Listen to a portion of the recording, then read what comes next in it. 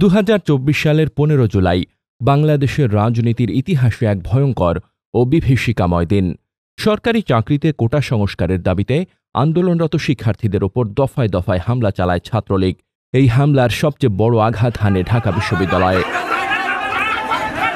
এই উত্তাল পরিস্থিতির সূত্রপাত হয় 14 জুলাই বিকেলে তৎকালীন স্বৈরাচার শেখ হাসিনা এক সংবাদ সম্মেলনে কোটা সংস্কার আন্দোলনকারীদের রাজাকারের নাতিপুতি বলে কটূক্তি করেন। এতে রাতেই উত্তাল হয়ে ওঠে ক্যাম্পাস। শিক্ষার্থীরা হল থেকে বেরিয়ে তুমি কে আমি কে, রাজাকার রাজাকার স্লোগানে রাজু ভাস্কর্যের সামনে জড়ো হন।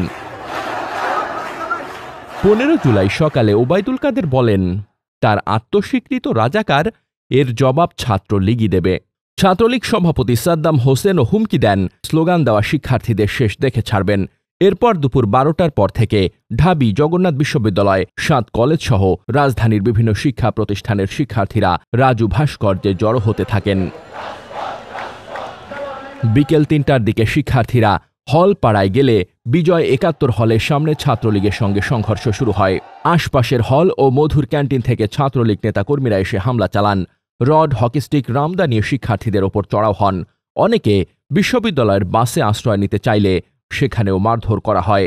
সন্ধ্যায় ঢাকা মেডিকেল ও বার্ন ইনস্টিটিউটে হামলা চালানো হয়, এমনকি ককটেল বিস্ফোরণ পর্যন্ত ঘটানো হয়। বৈষম্য বিরোধী ছাত্র আন্দোলনের সমন্বয়ক হাসনাত আবদুল্লাহ অভিযোগ করেন, ছাত্রলীগ পরিকল্পিতভাবে হামলা করেছে।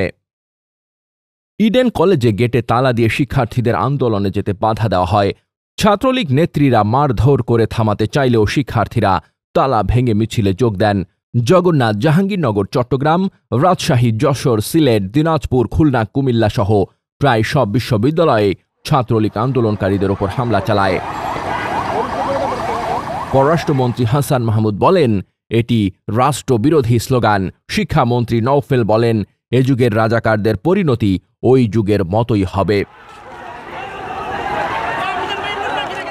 এই বর্বরতার প্রতিবাদে 16 জুলাই কলেজ বিশ্ববিদ্যালয় ক্যাম্পাসে বিক্ষোভ কর্মসূচির ডাক দেন আন্দোলনকারীরা। সমন্বয়ক নাহিদ ইসলাম বলেন, প্রধানমন্ত্রীর বক্তব্য আমরা প্রত্যাখ্যান করছি এবং নিন্দা জানাই।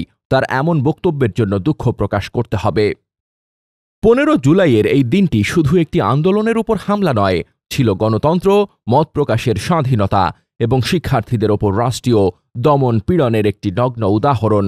এখন ইতিহাস প্রশ্ন করছে, এই অন্যায়ের সঠিক বিচার কবে হবে?